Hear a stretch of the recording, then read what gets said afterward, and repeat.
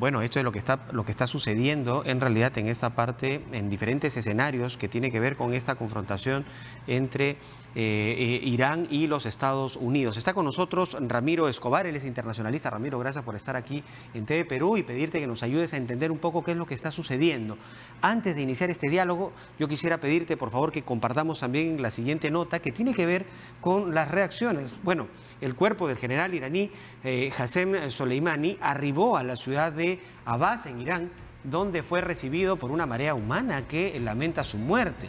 Esta movilización, lo vemos ahí en imágenes, en esta ciudad donde Soleimani comenzó a brillar durante la guerra Irán-Irak, marca el inicio de 3 días de ceremonias en su honor en su país natal. El homenaje nacional va a continuar en la capital, en Teherán, luego en las ciudades de Mashhad y en Hom también, hasta el entierro el martes en su ciudad natal, en Kerman. Qasem Soleimani fue un poderoso militar iraquí que terminó ejecutado el último viernes por los Estados Unidos en un ataque con drones a su convoy. Este es el escenario, digamos, es bastante complejo. Ramiro, yo te pediría que nos trates de ubicar exactamente en qué momento y por qué lo que se veía que de alguna manera había cierta paz, cierta calma, de un momento a otro desencadena con amenazas incluso de ataques directos a objetivos específicos por parte de los Estados Unidos. Sí, ante todo, gracias por la invitación. Lo que estamos viendo en este momento es justamente la consecuencia de haber asesinado de manera selectiva a un personaje emblemático no solo de Irán, sino de la comunidad chií, una de las ramas del Islam, la minoritaria pero influyente en Oriente Medio, la comunidad chií o chiita, ¿no? Diferente de la comunidad suní o sunita. Se ha acabado con la vida de este general que era influyente en Irán, pero además influyente en la zona donde hay población chií, Irak, Líbano, Siria. Por eso que el primer rito funerario es en Bagdad, donde además él es asesinado cuando sale del aeropuerto de Bagdad. Entonces, eso explica la relevancia del personaje. Soleimani era, digamos, el gran agente militar exterior de Irán en la zona. Irán es una potencia chií que trata de ser influyente, tiene petróleo, es un país poderoso, es un país que trata de incluso tener tensiones con grandes potencias como Estados Unidos. Entonces, este general le servía para activar comunidades y milicias chiíes en la zona, y concretamente en Irak, donde el 60% de la población es chií, allí él tenía mucha presencia y era influyente porque el gobierno iraquí tiene mayoría o fuerte presencia chií desde que se produjo la invasión en el 2003. Toda la ecuación es muy compleja, pero lo que ha ocurrido y lo que explica estas imágenes es que quien ha sido victimado por Estados Unidos es un personaje que no es menor. Es un personaje muy fuerte. Sin embargo, él es victimado como consecuencia de este ataque que se da a fines de diciembre sobre la embajada de los Estados Unidos, sobre una situación que pone en riesgo y que incluso un norteamericano termina siendo muerto, ¿no? Entonces, esto podríamos decir que es la reacción, es la consecuencia y ahora la advertencia por parte de los Estados Unidos. Claro, hay una cadena de hechos que viene desde hace algunas semanas. El más conocido es que hay un ataque y muere un contratista norteamericano en Irak. Luego hay una represalia por ese ataque, un bombardeo, y mueren algunos iraquíes. Luego hay un ataque contra la embajada norteamericana en Bagdad. Pero esto en realidad viene desde hace mucho tiempo, ¿no? Y luego, después de este ataque a la embajada, claro, el asesinato selectivo contra este general. Así es, pero ahora una amenaza. Es decir, a lo que quisiera llegar, ¿podríamos preocuparnos de que esto siga escalando? Sí, lamentablemente creo que es esperable la reacción de Irán. O sea, es imposible, lo que tú estás viendo pronostica una furiosa reacción no solo social, sino política y bélica, ¿no?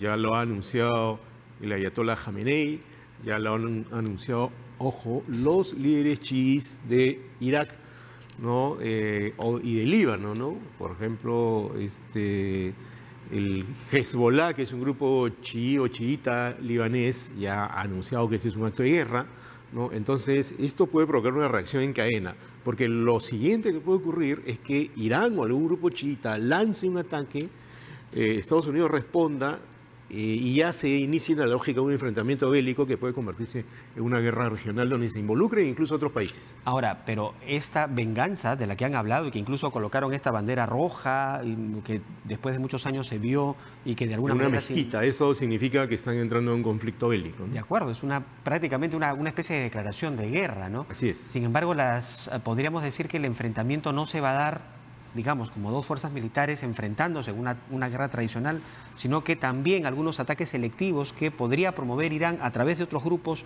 en los Estados Unidos. ¿Es eso posible? Claro, fíjate, Julio, lo que pasa es que en el mundo hace tiempo que no hay guerras meramente interestatales, es decir, entre dos estados.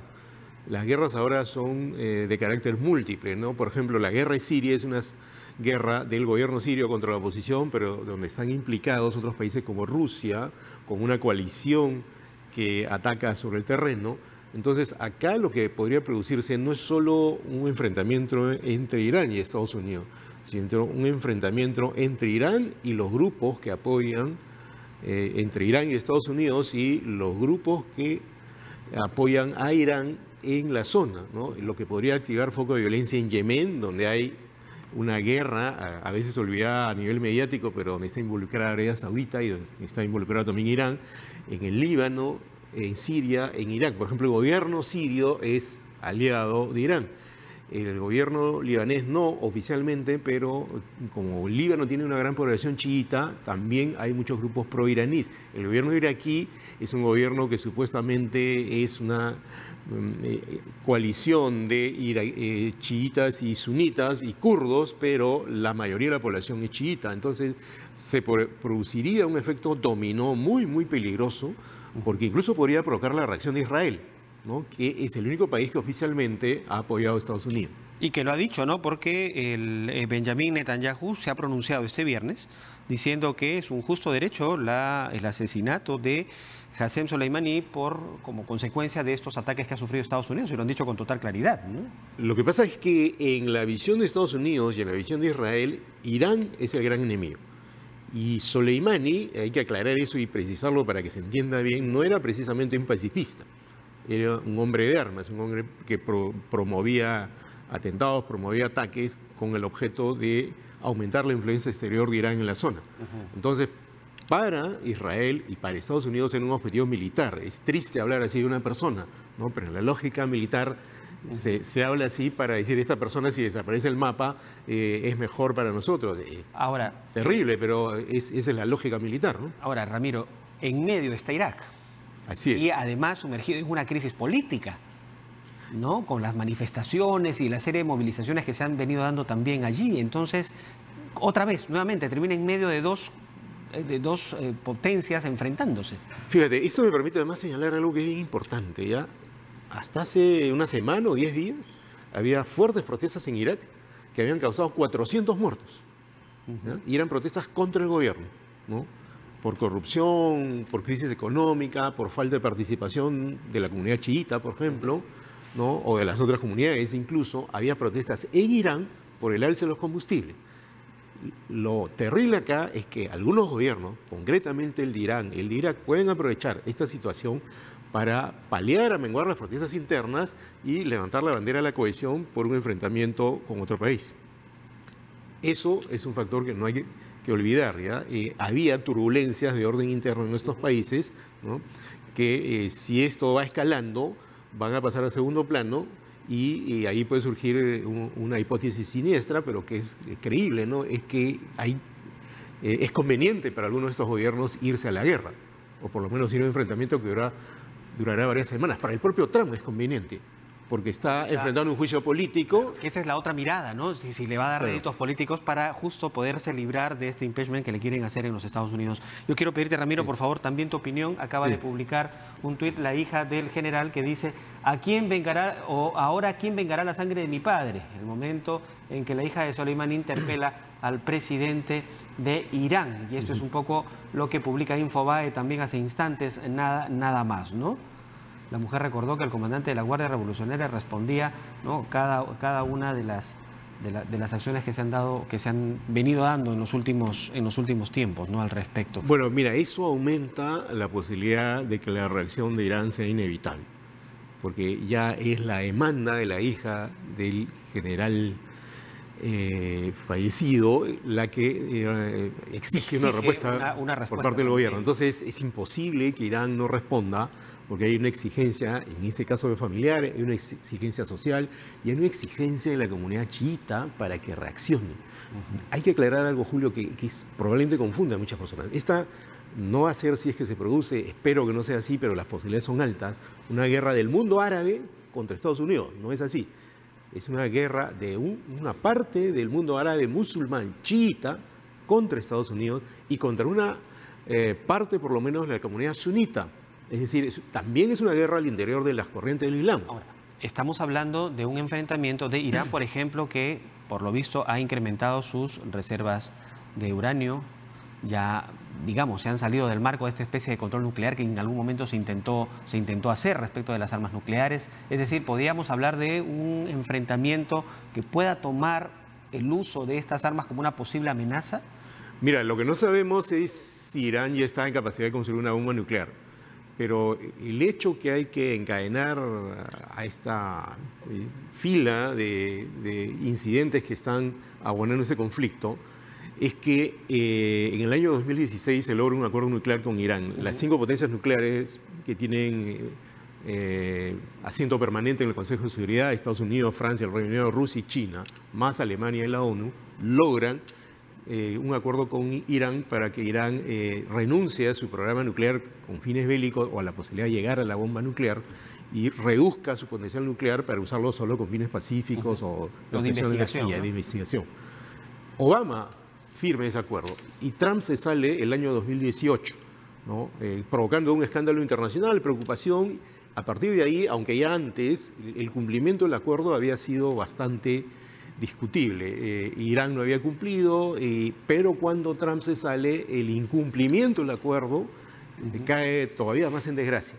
No sabemos si puede construir una bomba nuclear, pero lo que sí prevemos con esto es que ya va a ser muy difícil que vuelva al acuerdo con toda la fuerza con la que estaba al comienzo. La Unión Europea ha dado algún mecanismo para que se mantenga, pero esto complica aún más ese panorama, ¿no? Bien, bueno, Ramiro, te agradezco esta conversación. Esperemos que en los próximos días esto en realidad se calme, no sigan creciendo estos enfrentamientos que por ahora son anuncios y esperemos que no vaya más allá y que en sí volvamos a contar contigo aquí en los estudios de TV para tratar de entender cuál podrían ser las consecuencias para América Latina, inclusive, si es que esta crisis se agudiza. Claro que sí, esto también va a venir, va a tener que haber reacciones de las cancillerías, la nuestra incluida, claro, si esto escala. Y algo que me parece fundamental, Julio, y que las personas no deben olvidar, los ciudadanos incluso de acá, una guerra de este tipo provoca la muerte de mucha gente. Provoca una violación sistemática de los derechos humanos. Una guerra siempre es una desgracia para la humanidad. Y eso no, es mejor evitarla, ¿no? Definitivamente. Bien, Ramiro, muchas gracias por estar aquí con nosotros. Ramiro Escobar, internacionalista, conversando con nosotros, dándonos sus puntos de vista y ayudándonos a tratar de entender lo que está sucediendo en este contexto internacional que de todas maneras América Latina y el Perú en particular también podría haberse afectado como consecuencia.